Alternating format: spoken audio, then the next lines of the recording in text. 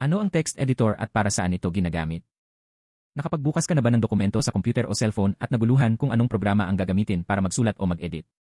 Ngayon ipapaliwanag namin ito gamit ang simpleng halimbawa mula sa araw-araw. Ano ang text editor? Ang text editor ay programang ginagamit upang gumawa, magbukas at magbago ng mga nakasulat na nilalaman sa computer o cellphone. Maaari itong basic tulad ng Notepad o mas kumpleto na may formatting, paglagay ng larawan at mga tools sa organisasyon. Text editor sa lungat word processor, ano ang pagkakaiba? Nakakalito minsan ang pangalan. May mga programang puro text lamang at kakaunti ang features. May iba namang kayang gumawa ng kumpletong dokumento para i-print, may estilo, font, larawan at table. Ang mga iyon ay tinatawag na word processor. Sa ngayon, mas maliit na ang praktikal na pagkakaiba dahil pinagsasama na ng maraming programa ang mga function. Mga kapaki-pakinabang na function. Cut, paste, paghanap ng salita, paggawa ng listahan, table, autosave, spell check at access sa dating bersyon, lahat ng ito ay tumutulong gawing maayos at malinaw ang mga dokumento ng walang komplikasyon. Bakit gamitin praktikal na halimbawa? Para sa pag-aaral, notes, assignment at pag-share sa kaklase. Para sa trabaho, reports, proposals, minutes at internal documents. Para sa bahay, resume, liham, script at mga listahan.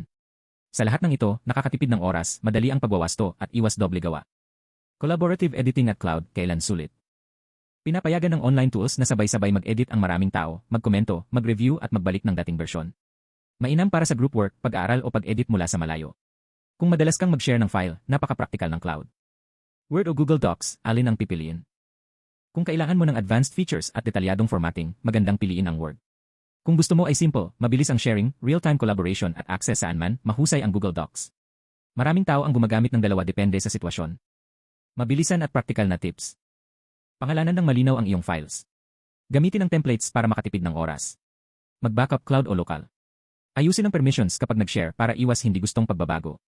Matutong gumamit ng comments at review mode, malaking tulong sa paghahanda ng dokumento kasama ng iba. Karaniwang pagkakamali at paano iwasan. Hindi pag-save sa compatible format ay pwedeng magdulot ng problema sa ibang device. Pagtrabaho sa labas ng cloud kapag kailangan ang collaboration ay nagpapabagal ng proseso. Sobrang daming font o style ay nakakalito sa dokumento. Sa simpleng pag-iingat, mawawala ang mga suliraning ito. Buod at pagtatapos. Sa kabuuan, ang text editor ay tool na nag-organisa ng iyong mga salita sa maayos na dokumento. Piliin kung ano ang kailangan mo, magaan at mabilis, o mas kumpleto at handa para i-print. Ngayon sagot mo naman, mas gusto mo bang mag-edit sa cloud o sa computer?